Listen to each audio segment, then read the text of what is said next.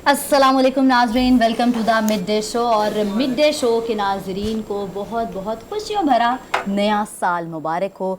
दुआ है हमारी सारी टीम की जानिब से कि आपका जो ये साल आगे आने वाला जो है पूरे वक्तों का वो अमन और शांति का गहवारा हो, और जो सारी जो प्रॉब्लम्स हैं जिसे कह सकते हैं हम, और हमारे इर्द गिर्द की जो नेगेटिव वाइब्स हैं वो सारी छू मंतर हो जाएं, निकल जाएं, और हम जो हैं वो खुशी खुशी अमन के साथ रह सकें। यही वही दुआ है जो कि मैं अपने पूरी कौम को पाकिस्तान के हवाले से भी देना चाहूँगी कि या अल्लाह अमन का गहवारा हो और अमन शांति हो, दहशतगर्दी का ख़ात्मा हो, इस्तेहकाम आ जाए, हम लोग एक दूसरे के साथ भाईचारे के साथ रहें और स्टेबिलिटी हो जाए। और सबसे बड़ी बात है कि जो सियासी हम लोगों की ये गहमा गहमी है वो पुरसकून हो जाए, हम सुकून से आगे तरक्की कर सकें, बढ़ सकें, कुछ कर सकें और अपना नाम आगे बढ़ा सकें। और अमन जो है ना, जहाँ जिसे कहते हैं मेंटल पीस, वो होना बहुत ज़रूरी है हर एक की ज़िंदगी में। उसी तरीके से आपके मुल्क में भी आपको जो अमन और शांति होना बहुत ज़रूरी है, आगे बढ़ने के लिए बड़ा ज़रूरी है। बच्चों से लेके बड़ों तक सुकून वाली, जो कहते हैं ना सुकून.com वाली ज़िंदगी सबको ही अच्छी लगती है।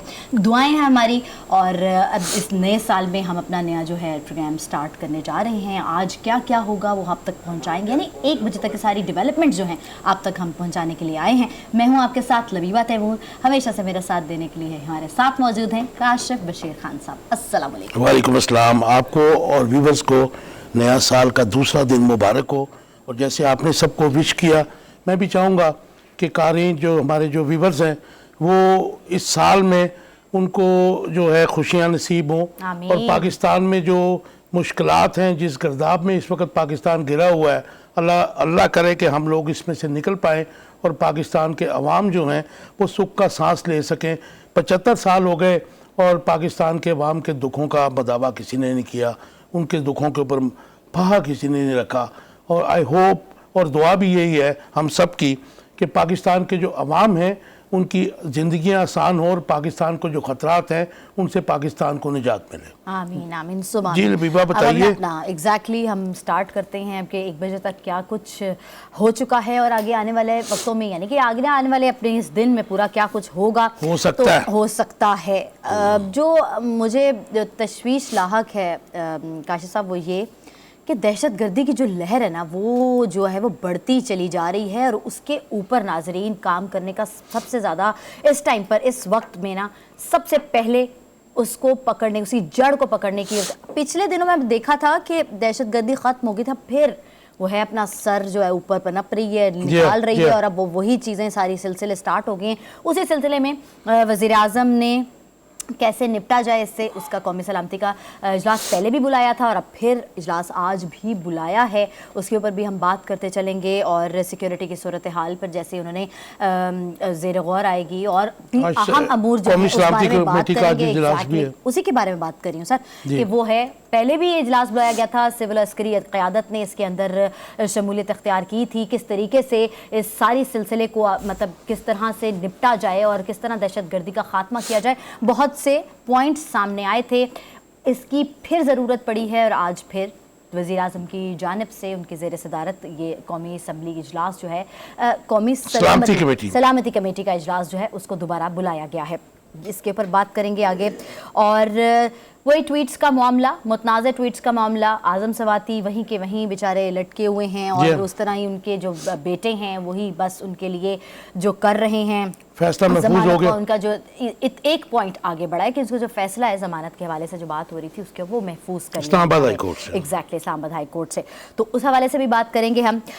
अच्छा जी, इलेक्शन कमीशन का जो के ऊपर जो सर जी आया है ना, मैं कहती हूँ बम फटा था और उन्होंने नहीं करवा सके थे वो इस्लामाबाद के बल्दियाती इलेक्शंस। वो सर बाहर निकले हैं लोग वोट करने के लिए, दरवाजे बंद हैं। इस पे पहले बात करेंगे हम कि दहशतगर्दी पे, मेरे ख्याल से इस सारों की एक दफ़ा हम लोग बात कर लें ना, उसके बाद फिर हम सारे, हाँ मैं बता दूं, उसके बाद फिर हम लोग बात करने चलेंगे। सर मैं वही आपसे बात करने जा रही थी कि लोग निकले तो थे, लेकिन ये कि मसला ये सिर्फ ये था कि उस तरह से कंटेम्प्ट हो चुकी है तौहीन अदालत हो चुकी है, तौहीन अदालत क्योंकि 31 को उन्होंने इलेक्शन नहीं करवाया, जी नहीं किया। तो देखिए आगे क्या बनता है, इसी के ऊपर के आगे क्या इन शिकनी के ऊपर क्या किया जा सकता है, कंटेम्प्ट प्रोसेस। मैं आपसे आगे अपने शो में बात करना चाहूँगी। जल्दी जल्दी से आपको बताती चलूँ कि जनाब MQM ने हुकूमत से अलग होने की धमकी दे दी है। जो मुआहिदा किया गया था वो मुआहिदा पूरा नहीं हो रहा। पीपल्स पार्टी और जो MQM है वो आमने सामने आने लगे। और कुछ ज्योतिषियों के हवाले से अगर मैं बात करती चलूँ तो उन्होंने ये ना वो क्या कहते हैं अपनी वो की फोरकास्ट की हुई है कि 4 जनवरी के बाद ना आपस में सभी लड़ना शुरू हो जाएंगे। अल्लाह ना करे, क्योंकि वैसे लग रहा है ऐसे कुछ सर अलग-अलग होते हुए नजर आ रहे हैं। जाहिर सी बात है, जब यूं आपको पता है इंतखाबात सामने आते जाएंगे, इलेक्शन ईयर आ गया, बड़ी अच्छी बात की एग्जैक्टली आएंगे तो अब हर एक ने अपने घोड़े तो दौड़ाने ही है ना। कौन कौन क्या किसके साथ जुड़ के बैठेगा, हालांकि इकट्ठे होकर इलेक्शन लड़ के देख लिया ना। एग्जैक्टली, हालांकि इस टाइम पर हमारे पाकिस्तान को सर जोड़कर बैठने की जरूरत है। वो कभी बैठे भी नहीं है, बैठे नहीं है, अपने अपने मुफाद की बात है ना सर। मसला तो ये है। तो सर हमारे साथ इरशाद आरिफ साहब सीनियर तज्जियाकार, उन्होंने हमें ज्वाइन किया है। वार्म वेलकम सर, अस्सलाम वालेकुम। इरशाद अहमद आरिफ साहब, काशिफ बशीर खान बोल रहा हूँ। दहशत गर्दी की जो नई लहर है इस वक्त, उससे कैसे निपटा जाए, इसके लिए वज़ीर आज़म की ज़ेर सदारत कौमी सलामती कमेटी का आज इजलास हो रहा है। सिक्योरिटी सूरत हाल भी ज़ेर गौर आएगी, मुख्तलिफ तजावीज़ पर फैसले कह रहे हैं कि जी मुतवक्के हैं। How do you see it, आपका टेक चाहूँगा मैं। देखिए, बात यह है कि ये दहशत गर्दी के हवाले से हम जब तक एक ही पॉलिसी पर कारबंद नहीं रहेंगे और वक्तन फवक्तन हम अपना मौक़िफ़ भी बदलते रहेंगे, अंदाज़े कार भी बदलते रहेंगे, सियासी मसलहतों को भी उसमें तरजीह देंगे, तो फिर यही होगा कि कभी अप्स कभी डाउन। जब ऑपरेशन ज़रबे अज़ब हुआ और उसके बाद फिर रद्दुल फसाद उसको आगे बढ़ाया गया, तो ये तय था कि नेशनल एक्शन प्लान पर मुकम्मल अमल किया जाएगा। और उसमें जो बुनियादी चीज़ थी वो ये थी कि सिविल इदारे जिन्होंने हमेशा रहना है और हमेशा इस मामले को डील करना है, उनको मजबूत किया जाएगा। और जो इक़दामात करने हैं समाजी सतह पे, माशी सतह पे और सियासी सतह पे, उनको भी किसी सियासी मसलहत के बगैर बुरुए कार लाया जाएगा। लेकिन होता क्या है, होता यूँ है कि अभी पुलिस की कैपेसिटी बिल्डिंग नहीं हुई। हमारी इंटेलिजेंस, जो सिविल इंटेलिजेंस एजेंसीज हैं, उनसे सियासी काम लिया जाता है और यही दूसरी एजेंसीज का भी मामला है। तीसरा मामला जो सबसे बड़ा है कि हुकूमत की विल जो है, एक हुकूमत जो है वो पूरी तवज्जो दे रही होती है, दूसरी हुकूमत की तवज्जो बिल्कुल तब्दील हो जाती है। यही हमारे जो दूसरे इस्टेब्लिशमेंट के इदारे हैं, कंपोनेंट हैं, उनका भी यही मामला है। इरशाद अहमद आरिफ साहब, जो आपने बात की कि गवर्नमेंट चेंज के बाद इसमें ज़ाहिर शिद्दत आई है, और इमरान खान साहब भी कह रहे हैं कि जी इनके साथ जो अफगानिस्तान के साथ इनको तल्लुकात जो हैं इन्होंने ख़राब किए हैं, उसी का शाखसाना है जो है। तो आप भी इस बात से मुत्तफिक हैं या आपका नुक्ता नज़र अलग है इससे? देखिए, इमरान खान साहब का नुक्ता नज़र जो भी हो, ये हकीकत है कि पिछले 6, 7, 8 माह में हमारे तमाम इदारों की अव्वलीन तरजीह सियासी औकात पर चल रही है।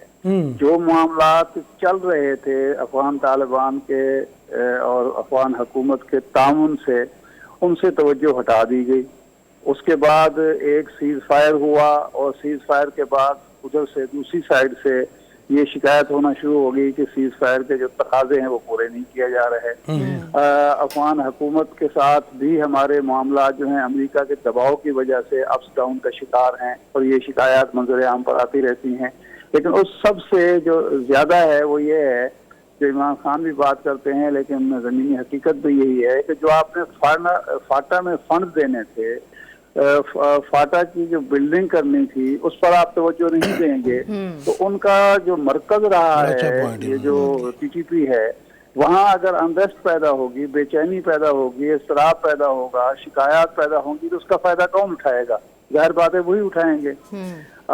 तो इसके अलावा जब आपने आपके सारे जो हैं जो शुमाली इलाकाजात के कबायली इलाकाजात के लोग अफगानिस्तान में बैठे हुए सारे दहशतगर्द तो नहीं है, तो उनको जो दहशतगर्द नहीं है या दहशतगर्दी मुलव्वस नहीं है, उनको अगर वापस लाना है आपने, तो उसके लिए फंड दरकार हैं।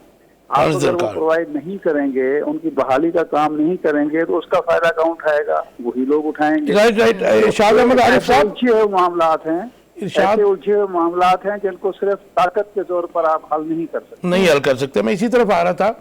आप समझते हैं कि CIA राम मुसाद की जो एक ट्राइका है, जो बहुत अरसे से हमारे दर पे है, उसकी इन्वॉल्वमेंट है इसमें, और उसके साथ जो पॉलिटिकल, आपने बड़ी अच्छी बात की कि इदारों की, सिविलियन इदारों की कैपेसिटी और कैपेबिलिटी नहीं बढ़ाई गई, ये रोना तो 75 साल से है।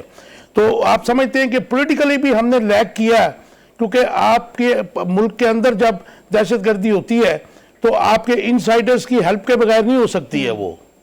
बिल्कुल।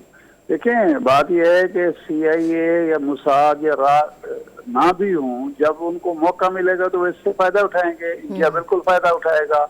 आप उस इलाके में जिनको आपने पाकिस्तान के साथ जिनका इल्हाक किया है, बहुत बड़ी आबादी है, बहुत बड़ा इलाका है। फाटा की बात कर रहे हैं, शिकायत का तो, हाँ फाटा की बात कर रहा हूँ, उसकी शिकायत आपने दूर करनी है। आपने साबित करना है कि इल्हाक जो है अवाम के मफाद में है। सॉरी, मैं आपको कट शॉर्ट कर रहा हूँ, ये क्योंकि इमरान खान साहब की गवर्नमेंट ने उनको जो है वो राइट दिया था, तो आप क्या समझते हैं कि ये मौजूदा गवर्नमेंट ने उनको फंड्स नहीं दिए?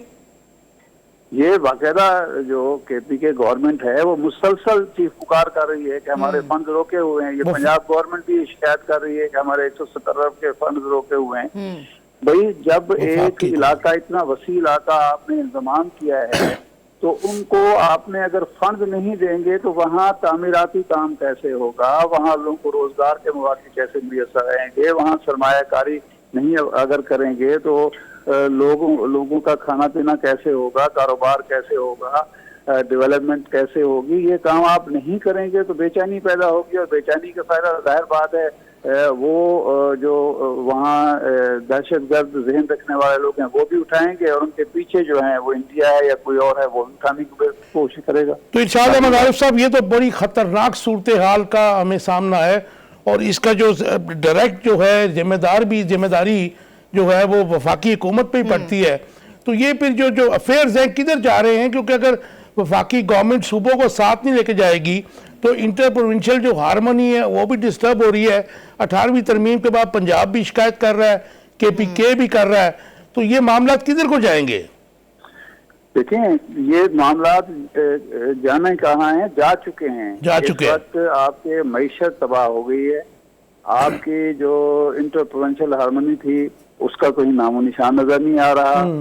और उसके बाद जो सबसे बड़ा नुकसान हो रहा है वो ये है कि दहशतगर्द जो और कानून शिकन अनासर जो हैं वो सर उठा रहे हैं, और हमारी कोई पॉलिसी नहीं है। अल्लाह करे कि आज जब नेशनल सिक्योरिटी कमेटी का इजलास खत्म हो तो बुनियादी नौयत के फैसले कर लिए जाएं, लेकिन ये फैसले जो हैं ये किसी सियासी बुनियाद पर ना हों, बल्कि सिर्फ कौमी बुनियाद पर और मुल्क के वसीतर मफाद में किए जाएं, और इसमें किसी किस्म की सियासी इन्वॉल्वमेंट होनी भी नहीं चाहिए, होगी भी नहीं। और उसी जज्बे के साथ, जिस जज्बे के साथ ऑपरेशन ज़रब शुरू हुआ था, रद्दुल फसाद को आगे बढ़ाया गया था, उसी जज्बे के साथ ये दहशतगर्दी का नेटवर्क तोड़ा भी जाए, लेकिन उसके असबाब पर भी गौर किया जाए कि ये बार बार क्यों हो रहा है, और हम वंस फॉर ऑल इसको खत्म क्यों नहीं कर रहे। पिछले साल तो हमने 23 मार्च को जश्न मनाया था कि हमने दहशतगर्दी पर मुकम्मल काबू पा लिया। लेकिन इरशाद साहब, इस पॉइंट ऑफ टाइम पर काम शुरू हो गया। जी इरशाद साहब, इस पॉइंट ऑफ टाइम पर आपके नज़र में क्या ऐसे लूप होल्स हैं जो जिनके तदारुक के लिए बेसिक जो हम लोगों को मतलब करने चाहिए पॉइंट्स हैं, ऐसे पॉइंट्स जिसके ऊपर हम लोगों को काम करने की ज़रूरत है? बिल्कुल हैं, बिल्कुल हैं। ये जो मसलन मुज़ाकरात शुरू हुए थे और उसमें फैसिलिटेटर के तौर पर अफगान गवर्नमेंट भी मौजूद थी, इसका जायजा लेने की जरूरत है कि ये मुज़ाकरात क्यों नाकाम हुए। आपने जब ये तय कर लिया, उनके कुछ लोग छोड़ भी दिए, तो उसके बाद आपने ये क्यों यकीनी नहीं बनाया कि जो लोग भी पाकिस्तान में दाखिल हों वो गैर मुसल्लह दाखिल हों, और उसके लिए तरीक़ेकार अख्तियार किया जाए और किसी को भी हथियार उठाने की इजाज़त नहीं जाए।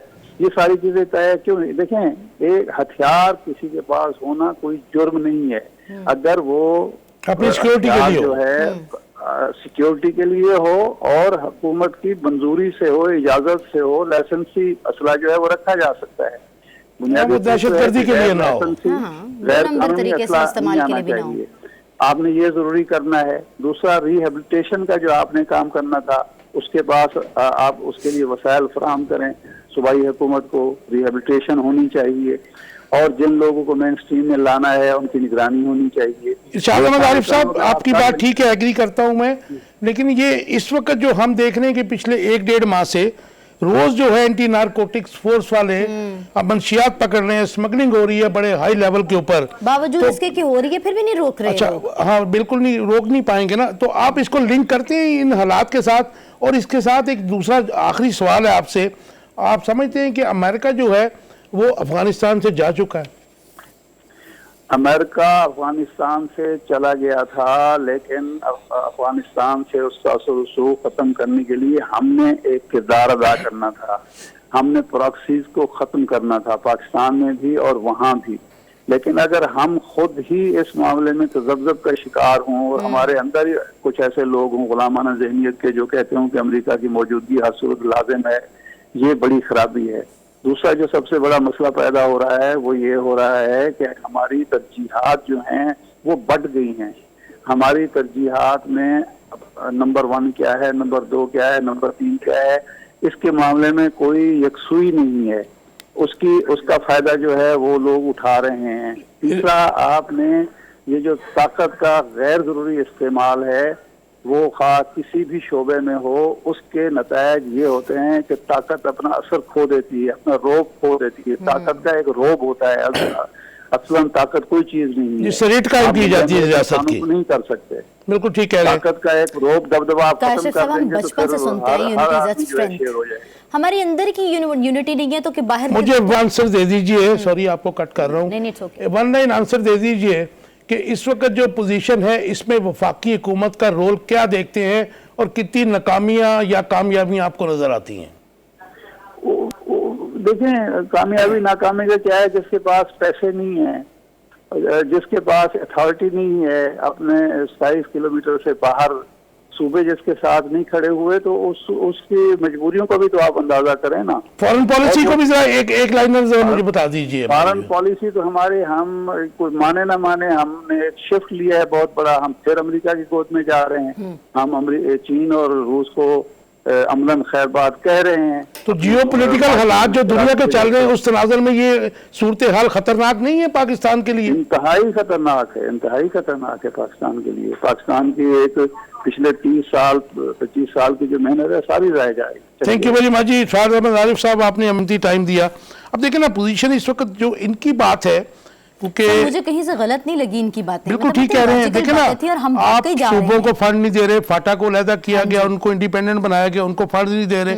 जब उनके अंदर अदम इस्तेकाम आएगा, वो भूखे मरेंगे, उनके जो आपके फर्ज मरकज ने देने वो नहीं देगा, तो आप बड़ा महाला वो फिर आलाकार बनेंगे। उनकी रिश्तेदारियां भी उधर अफगानिस्तान में रिश्तेदारियां भी होंगी। लेकिन ये कितनी देर तक, नहीं मैं अमेरिका की बात करते हैं, हम अंडर प्रेशर रहेंगे।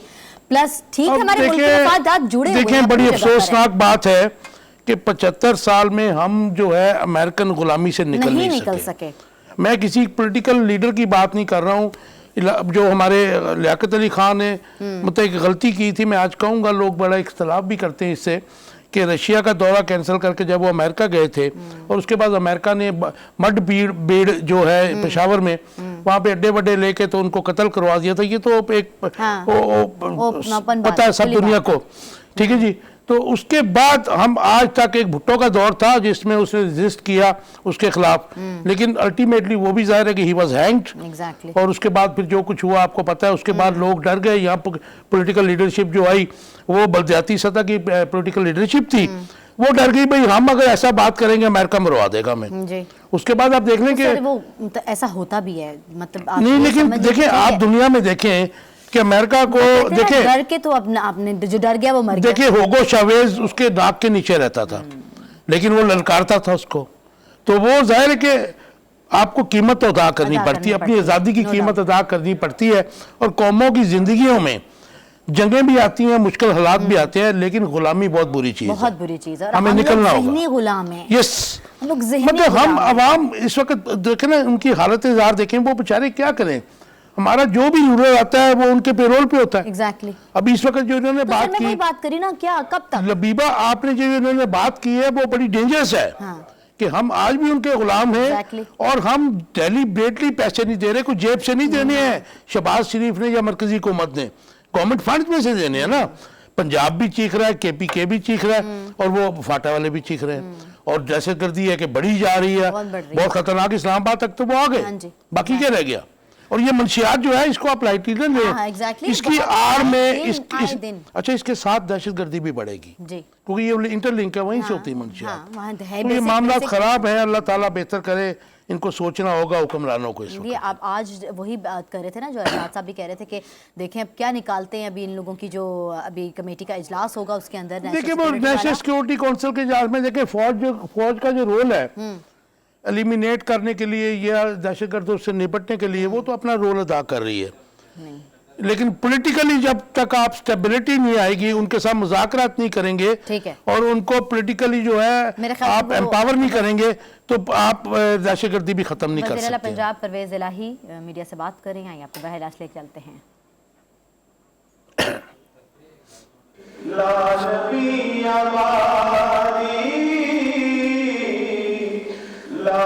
ये अभी परवेज़ इलाही आ गए ना,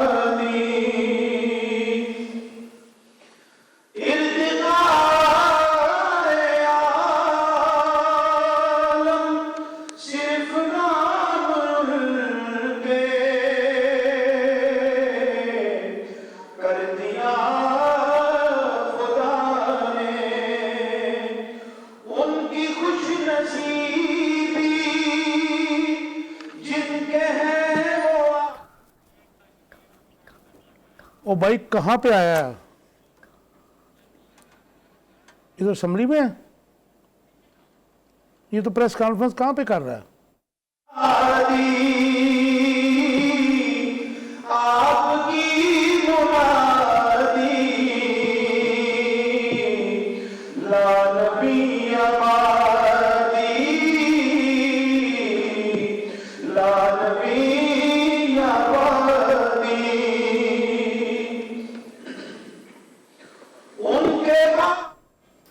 यहाँ वक्त हुआ एक ब्रेक का, कहीं मत जाइएगा, स्टे विद अस। तो जी बहुत शुक्रिया जनाब। कैसे देखते हैं आप इसको? जो है इमरान खान साहब ने कहा कि शफाफ इलेक्शन से ही मुल्क में इस्तेकाम आएगा और इस्टेब्लिशमेंट को मुल्क के बहरानों को से निकालने में किरदार अदा करना चाहिए। देखिए ये तो बात तो है, ठीक है कि तो जिस तरह की इंस्टेबिलिटी है तो इलेक्शन से स्टेबिलिटी आने का इम्कान तो है कि कम से कम ये हुआ कि एक फ्रेश मैंडेट है जिसके पास, वो पार्टी जो एक नया मैंडेट लेके आएगी उसके पास एक ताकत तो होगी। लेकिन मेरा नहीं ख्याल कि इस वक्त एस्टेब्लिशमेंट के लिए भी आसान है, क्योंकि एक तरफ तो हम सब ये कहते रहे हैं कि एस्टेब्लिशमेंट को ए पॉलिटिकल हो जाना चाहिए, न्यूट्रल हो जाए, साइड में हो जाए, तो वो तो अब साइड पे हो चुके हैं। तो साइड पे जो थिंक के साइड पे हो चुके हैं।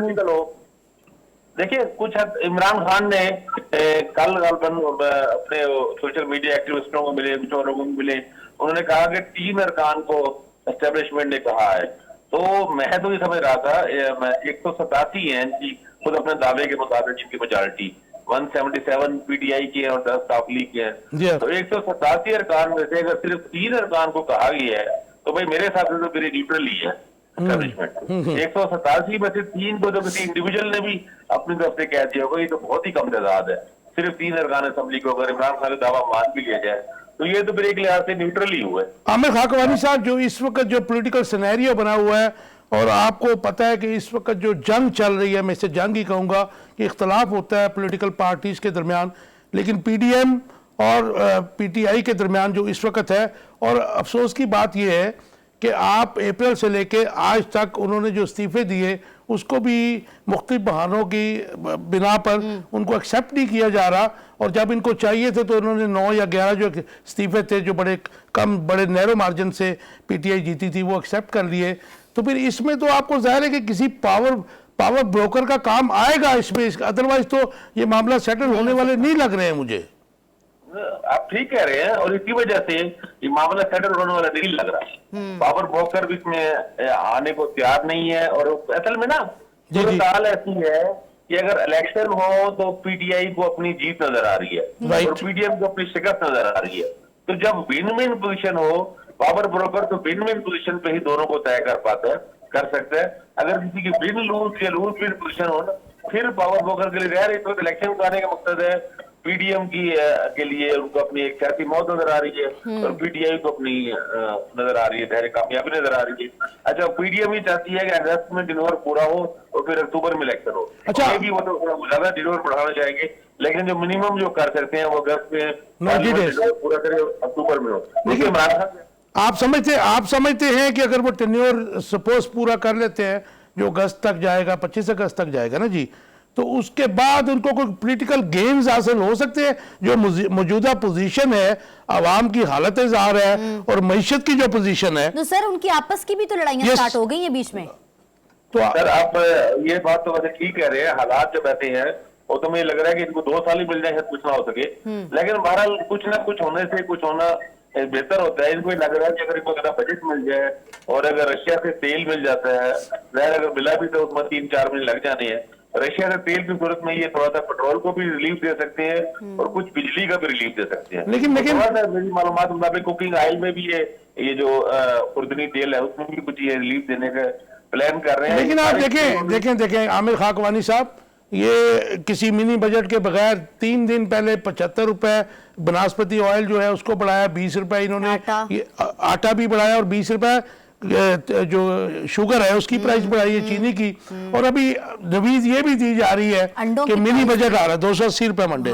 मैंने खुद पता किया कल, मैंने खुद पता किया कल, और आपने वो मुर्गियों के जो दाम देखे थे 500 से ऊपर चला गया। तो ये जो हालात है, अगर आपको तेल मिल भी जाता है और पाकिस्तान जैसे मुल्क की हिस्ट्री है कि जो प्राइस ऊपर चली जाती है कभी आज तक वापिस नहीं आई है।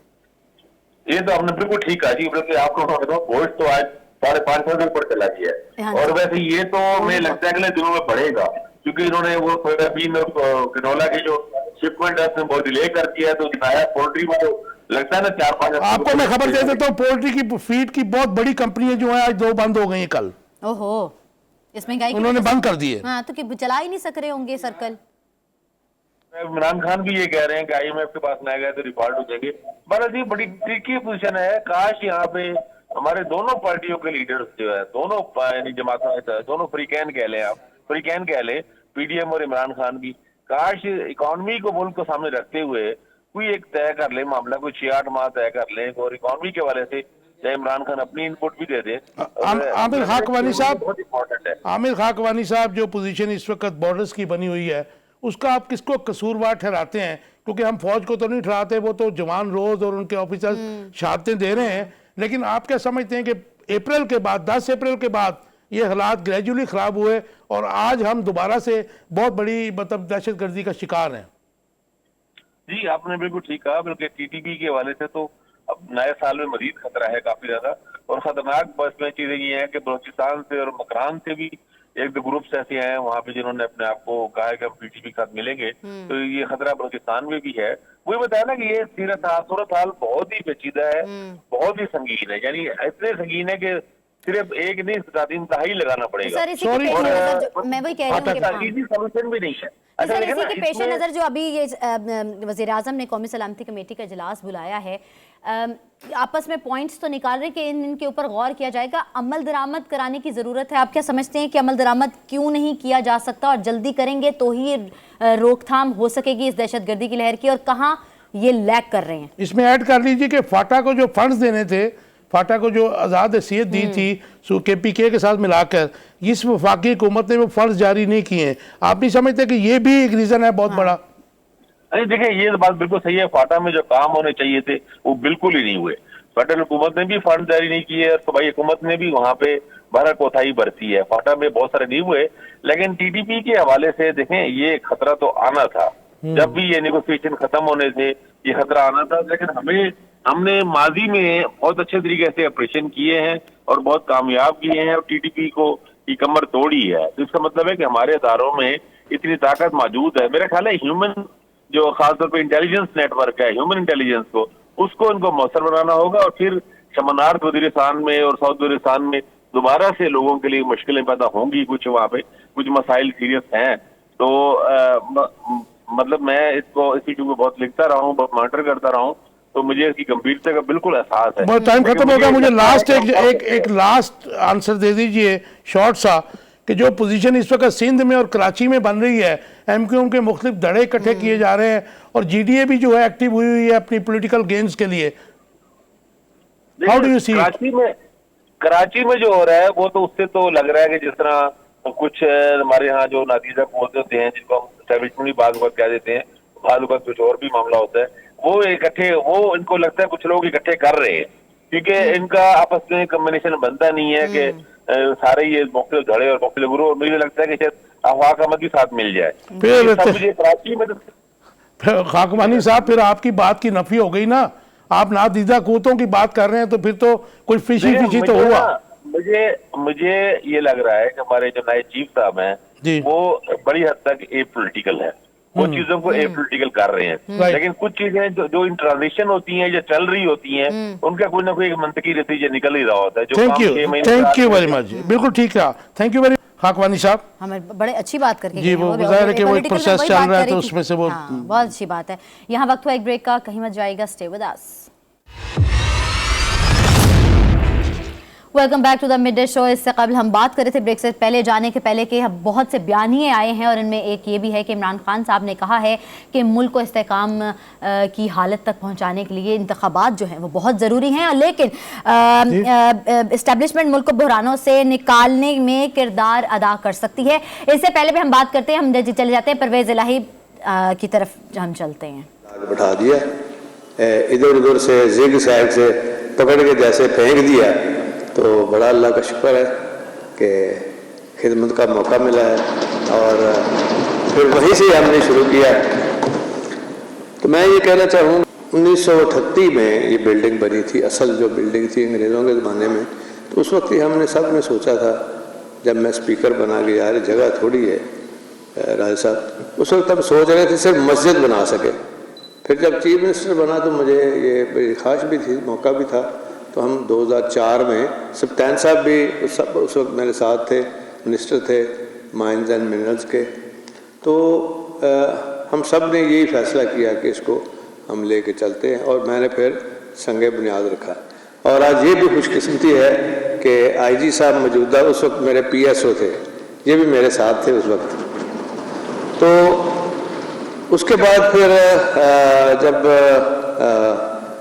मौका आया तो मैं जब स्पीकर बना दोबारा पीटीआई की हुकूमत में, तो हम सब ने फिर दोबारा ये इरादा किया। तो बुज़दार साहब को मैंने समझाया कि ये हो जाए जल्दी जितना तो बेहतर है। तो उसमें फिर सभी ने, और यहाँ संभल साहब बैठे हैं, उस वक्त ये चेयरमैन पीएनडी थे, मैं इनका ख़ास तौर पे शुक्रिया अदा करता हूँ कि इन्होंने बहुत मेहनत की और हमें फंड्स की कमी नहीं आने दी। और सेक्रेटरी फाइनेंस का भी शुक्रिया अदा करता हूँ, और फिर सेक्रेटरी CNW जहाँ बैठे हैं शेरदिल साहब, उनका भी ख़ास तौर पे शुक्रिया अदा करता हूँ, और अपनी सारी टीम इधर बैठे हुए हैं। जो हमारी मोहतरम खातून है, उसने भी बड़ी भागदौड़ की, और कैप्टन असदुल्ला खां उस वक्त सेक्रेटरी CNW थे शुरू में, बाद में फिर तब्दील हो गए। वो दो ख़वातीन का क्या नाम था, हाँ, एक तो जिन्होंने मैंने ना एक कंपटीशन कराया था कि इसका डिज़ाइन जो है इसको उसी तरह रखते हुए एक रेप्लिका हो और उसमें मुकाबला भी हुआ। तो जो हमारी आर्किटेक्ट थी CNW की ज़ारा, तो उसने ये मुकाबला जीता, तो आज उनको भी हमने बुलाया है। और फिर NCA के प्रिंसिपल का ख़ास तौर पे शुक्रिया अदा करता हूँ, और स्टूडेंट्स का, जिन्होंने ये सारा डोम जो है ये तैयार कराया, और ये आप देख रहे हैं इतना खूबसूरत। और पिछले दिनों कुछ टर्किश आर्किटेक्ट आए थे इधर, और वो हम मस्जिद बना रहे हैं गुजरात में, राशिद खिलाई छोटा बेटा जो है, तो वो ख़ास लेके आया था कि वहाँ जो ब्लू मॉस्क है और उस तरह की और मस्जिदें उन्हें बनाई है वहाँ इस्तांबुल में। तो उन्होंने आके देखा तो कहने लगे कि ये अजूबा है आपका, जो उन्होंने काम किया है ना ऊपर छत का, ये वाकई अजूबा है। वो काफ़ी दिन 3 दिन रहे यहाँ, आके देखते रहे इसको ये कैसे किया उन्होंने। तो बहरहाल इसमें और पता नहीं कोई नाम रहा नहीं चाहिए, हालांकि जिन्होंने फर्नीचर सप्लाई किया वो भी बैठे हैं। कुर्सियाँ मेरी टूट दी रही है ना, ठीक हुई है ना। तो बाकी असल बात ये है जी कि बिल्डिंग तो बन जाती हैं, बिल्डिंग बन जाती है, लेकिन उस बिल्डिंग के असल जो मकासद होते हैं वो कैसे पूरे होते हैं। जो इस बिल्डिंग के अंदर हमारी कानून साजी है जो सारे सूबे के लिए होगी वो मैटर करेगी। ये कुर्सियाँ, ये फर्नीचर, ये बिल्डिंग वो मैटर नहीं करेगी। तो वो भी अल्हम्दुलिल्लाह ये जो सारा आप पीछे देख रहे हैं ख़त्म नबूवत के हवाले से, और ख़ास तौर पे जो आपने बिल पास किया था जिसमें कि दीन की तालीम के लिए पहली से 5वीं तक नाजरा और फिर उसके बाद फिर जो है FA तक पूरा कुरान शरीफ और तर्जुमा, और जब तक आप पास नहीं कर लेते तो आप कोई और सब्जेक्ट नहीं ले सकते।